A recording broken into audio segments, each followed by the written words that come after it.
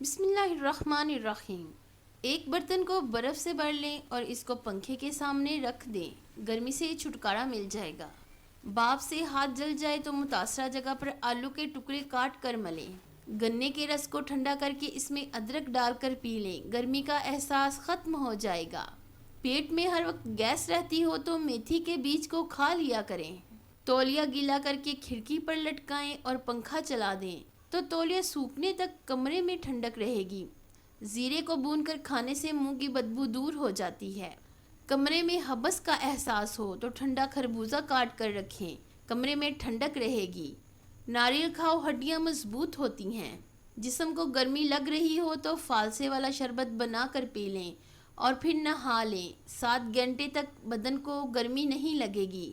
چہرے پر کیل مہاسے نکل آئیں تو کیل مہاسوں پر شہد کا مساج کرنے سے کیل مہاسے ختم ہو جائیں گے۔ سر درد سے فوری آرام کے لیے 1 کپ پانی میں تھوڑی سی ادرک اور چٹکی بھر نمک ڈال کر پی لیں۔ کھجور کی گٹھلی کو پیس کر دودھ میں شامل کر کے پی لو، چہرے کی رنگت صاف ہو جائے گی۔ خون کی کمی کا مسئلہ ہو تو گنے کا رس مالٹے کے رس میں ملا کر پئیں۔ خربوزے کے بیج خشک کر کے چبانے سے بڑھتا ہوا پیٹ اندر چلا جاتا ہے۔ بلڈ پریشر ہائی ہو جاتا ہو تو آڑو کھا لیا کریں۔ آم کا پھل جلد کے لیے بے حد مفید ہے۔ آم کھانے سے رنگت میں نکھار آتا ہے، جسم چاق و چوبند، تندرست توانا رہتا ہے۔ اگر دودھ کو ابالتے وقت 1 الائچی کو اس میں شامل کر دیں تو دودھ خراب نہیں ہوتا۔ ماش کی دال کا زیادہ استعمال کرنے سے شوگر کی بیماری ختم ہونا شروع ہو جاتی ہے۔ نہاتے وقت پانی میں لیموں نچوڑ کر نہائیں، جسم سے بدبو نہیں آئے گی۔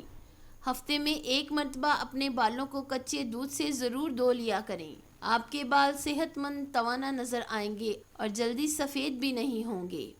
شلجم کے استعمال سے بلڈ پریشر کنٹرول میں رہتا ہے۔ کھانا کھانے کے فوراً بعد سونا نہیں چاہیے ورنہ معدہ کمزور ہو جائے گا۔ معدے کی کمزوری کا مسئلہ ہو تو ساگو دانہ بنا کر کھا لیا کرو۔ آلو بخارا کھانے سے جلد خوبصورت ہوتی ہے۔ سونے سے پہلے شہد چاٹ لینے سے انسان کو نیند اچھی آتی ہے۔ ہری مرچ کی دونی لینے سے سانس کی بیماری ختم ہو جاتی ہے۔ پستہ کھانے سے بندہ فٹ رہتا ہے۔ گرمیوں میں دوپہر کے وقت کچھ دیر سونے سے دماغ فریش ہو جاتا ہے۔ جو لوگ ہلدی والا دودھ پیتے ہیں ان پر بچھو اور سانپ کا زہر اثر نہیں کرتا۔ ایک شخص حضرت علی رضی اللہ تعالیٰ عنہ کی خدمت میں پیش ہوا اور کہنے لگا، یا علی رضی اللہ تعالیٰ عنہ، آپ فرماتے ہیں کہ اللہ تعالیٰ نے زمین پہ ہزاروں نعمتیں انسانوں کے لیے پیدا کی ہیں، تو یہ دکھ تکلیف اللہ تعالیٰ نے کیوں پیدا کیے؟ تو حضرت علی رضی اللہ تعالیٰ عنہ نے فرمایا، اے اللہ کے بندے، شکر کرو کہ اللہ تعالیٰ نے دکھ کو پیدا کیا۔ اللہ تعالیٰ کی عظیم نعمتوں میں سے یہ ایک نعمت دکھ بھی ہے۔ تو وہ شخص کہنے لگا، یا علی رضی اللہ تعالیٰ عنہ، دکھ بھی نعمت ہے؟ تو حضرت علی رضی اللہ تعالیٰ عنہ فرمانے لگے، اے شخص، دکھ انسان کو مضبوط بناتا ہے اور خوشیاں انسان کو کمزور کرتی ہیں۔